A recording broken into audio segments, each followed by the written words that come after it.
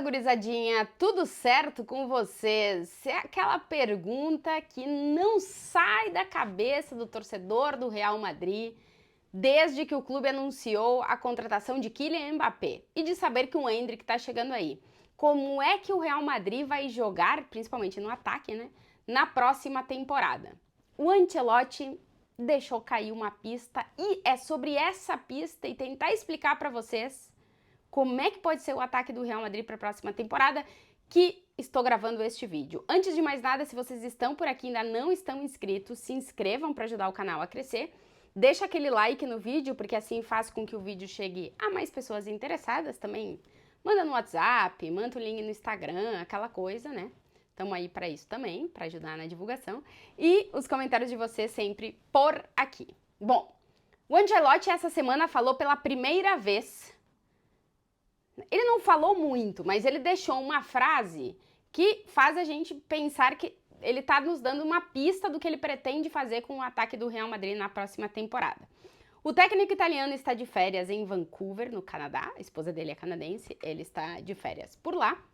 E concedeu uma entrevista para o meio de comunicação da Holanda chamado Ziggo Sport. Foi uma entrevista por vídeo, então a gente pôde ver realmente as frases que o Ancelotti falou. No resumo, perguntaram para ele, o Mbappé tá chegando aí, e agora? Como é que o Real Madrid vai jogar? Qual é a tua ideia? Dele falou o seguinte, nós temos que nos adaptar.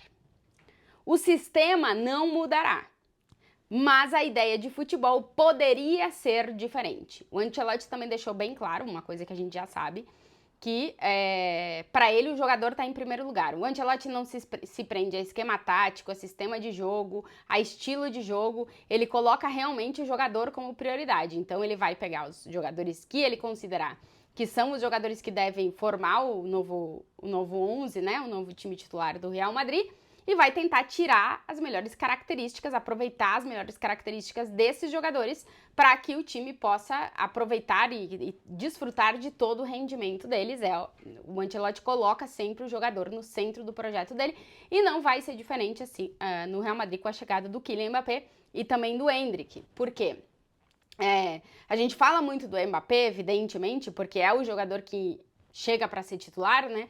Mas a chegada do Endrick também é importante nesse pensamento de como pode ser o ataque do Real Madrid e como é que o Endrick pode encaixar nele. É claro que uma certeza do que tá passando na cabeça do Ancelotti a gente só vai ter nem nos jogos da pré-temporada, porque vamos ver até onde os jogadores vão com as suas seleções na Eurocopa e na Copa América que estão começando, porque isso vai determinar o momento que eles se incorporem ao elenco do Real Madrid. E vamos ver quanto tempo o Ancelotti vai ter para trabalhar com todo o elenco, com todos os jogadores, pensando no primeiro jogo oficial da temporada, que é a Supercopa da Europa, que acontece no dia 14 de agosto, na Polônia. O Real Madrid enfrenta a Atalanta, campeã da Europa League. Esse vai ser o primeiro jogo oficial do Real Madrid na temporada. Antes disso, o time vai ter 3 amistosos nos Estados Unidos, mas vamos ver quais dos jogadores, dos novos que chegarem e dos jogadores que estão com as suas seleções, que o Ancelotti vai ter à disposição naqueles jogos, porque tudo vai depender de até onde os jogadores vão com as suas seleções, tanto na Eurocopa como na Copa América. E também é importante ressaltar que eu acho que o Ancelotti vai observar muitos jogadores nas suas seleções. Alguns casos em específico, né? Mbappé, Endrick, Fede Valverde, já vou falar um pouquinho sobre ele também, para ver como esses jogadores vão atuar nas suas seleções, para também pegar ideias de como ele pode adaptar também esses jogadores na nova ideia de futebol, não de sistema que ele parece ter, pelo menos de acordo com essas palavras aí, as primeiras palavras do Ancelotti depois do Real Madrid confirmar a contratação de Kylian Mbappé. Para tentar explicar um pouquinho para vocês, vou fazer uso de uma prancheta. Na verdade, isso aqui é só o ataque, tá? É só a parte ofensiva, porque a parte defensiva do Real Madrid, ela tá um pouco condicionada, mudar ou não, pela questão do Nacho. O Nacho tem que decidir se ele renova com o Real Madrid ou não. Vamos ver se nas próximas horas, dias, ele anuncia alguma coisa. Porque vamos ver também como é que o Militão chega para a próxima temporada. Em teoria, ele já vai estar 100%, tá com o Brasil na Copa América, totalmente recuperado da lesão e deve assumir a titularidade. O Alaba ainda vai demorar um pouco para se recuperar da lesão no joelho. Então, o sistema defensivo do Real Madrid a gente não tem muita dúvida. O Courtois, o goleiro, o Carvajal, lateral direito, o Mendy, lateral esquerdo, que tem contrato com o Real Madrid até 2025. O Ancelotti, tipo, para ele o Mendy é prioridade. Vamos ver se o Real Madrid renova com ele ou se vai atrás de lateral ou não. Tem essa dúvida aí também. Mas, em princípio, o Mendy para a próxima temporada vai ser titular. A dupla de zagueiro Rüdiger, que foi o melhor zagueiro do Real Madrid na temporada. E aí vamos ver se o Nacho fica ou não, quando é que volta o Alaba e o Militão. Seria Rüdiger e Militão, eu acredito. Então aí a gente não tem muitas dúvidas. Pode mudar uma aqui outra peça, mas não há muitas dúvidas. Do meio de campo para frente é onde estão as maiores dúvidas. Primeiro, porque a gente tem a saída do Toni Kroos e isso interfere diretamente no sistema que o Ancelotti disse que não vai mudar, mas que pode mudar com a saída do Kroos. Vocês terem uma ideia, tentei colocar aqui como é que o Real Madrid jogou nessa temporada, pelo menos a grande maioria dos jogos, né? Foi mudando desde que a temporada começou, até que ela terminou, foi mudando bastante. Mas a ideia do Ancelotti não mudou muito, então eu acho que talvez ele mantenha a mesma coisa. Tchouaméni ou Camavinga, que são o jogador mais defensivo, né, do meio de campo. Geralmente, quando joga só um, é o Tchouaméni. Vamos ver o que vai acontecer com o Camavinga também essa temporada. Aí jogava o Kroos ou do lado do Tchouaméni, fazendo dupla de volante, ou um pouquinho mais pra frente pela esquerda. O Valverde, meio campista mais aberto pela direita. O Jude Bellingham ocupando essa faixa central aqui e às vezes entrando na área e sendo esse falso 9. Vinícius e o Rodrigo. Basicamente, o Real Madrid, a questão do sistema, ela foi do 4-3-1-2 pro 4-4-2, que aí era um 4-4-2 bem mais básico, assim, né, digamos, porque aqui na Espanha, esse sistema aqui, eles também chamam de 4-4-2 em rombo, que eles dizem, porque tem o camisa 10 que fica meio solto aqui. O 4-4-2 seria Tchouaméni ou Camavinga, Kroos, né, eu tô falando da temporada passada, Valverde, Bellingham, Vinícius e Rodrigo. Real Madrid foi adaptando esse sistema durante a temporada e, na verdade, a gente viu algumas alterações, principalmente no jogo contra o Manchester City, que foi mais ou menos o seguinte, Tchouaméni, o Camavinga ou Tchouaméni, naquele jogo foi o Camavinga que o Tchouaméni não tava, então Camavinga, Tchouaméni, Kroos, e aí ele fez o seguinte, colocou Valverde pela direita, Jude Bellingham mais centralizado, Rodrigo aberto pela esquerda e Vinícius como a referência no ataque. Então, na verdade, o sistema não mudou muito, mas as peças mudaram bastante. Por isso que quando o Ancelotti diz o sistema não mudará, ele vai ficar entre o 4-4-2, se o sistema não vai mudar, e o 4-3-1-2 ou o 4-2-3-1, que foi esse aqui. Ele ia mudando, não os jogadores, mas a função que eles ocupavam dentro do campo. Basicamente, ele ia fazendo essas alterações. É aqui, assim, assim, ou aqui, aqui, esse aqui mais aberto, ou esse aqui mais aqui. Mas os jogadores eram os mesmos, não tinha muita alteração. Porque como o Real Madrid não tinha um centroavante, o Rossello era o centroavante reserva, o Rodrigo e o Vinícius eram as referências no ataque. Às vezes o Vinícius era aqui, às vezes o Rodrigo era aqui, às vezes o próprio Bellingham era a referência no ataque. Mas os jogadores não mudavam muito. Aí, o sistema do Real Madrid não mudava muito, independente de quem estivesse em campo. O ponto é que o Toni Kroos sai do time, e ele foi um cara muito importante nessa temporada para o Real Madrid. Então a gente tira o Kroos do time e automaticamente abre uma vaga, que vai ser do Mbappé. Aonde é a grande questão e como o Real Madrid vai jogar. Vamos ver. Se o Ancelotti mantém que vai jogar com um volante mais defensivo, Tchouaméni ou Camavinga, tá aqui ele, Tchouaméni e Camavinga, Valverde, Jude Bellingham mais por aqui, poderia ser um 4-3-3. Só que aí ele mexe no sistema, que ele disse que não ia mexer. Pelo menos nessa primeira vez. Então, provavelmente não vai ser isso aqui. Poderia ser Tchouaméni ou Camavinga, com Fede Valverde mais recuado. E aí que é o importante que eu ia falar da seleção do Uruguai, porque eu quero ver como o Valverde vai jogar com a seleção do Uruguai. Porque se ele for jogar mais recuado, pode ser que o Ancelotti pegue como um exemplo o que o Valverde faz no Uruguai e tente replicar no Real Madrid. Aí seria uma dupla de volantes, Tchouaméni ou Camavinga, com Fede Valverde. Poderia ser Rodrigo pela direita, Vinícius pela esquerda, Jude Bellingham gigante, né? Camisa 10 aqui ocupando essa faixa do campo. E o Mbappé o cara mais centralizado.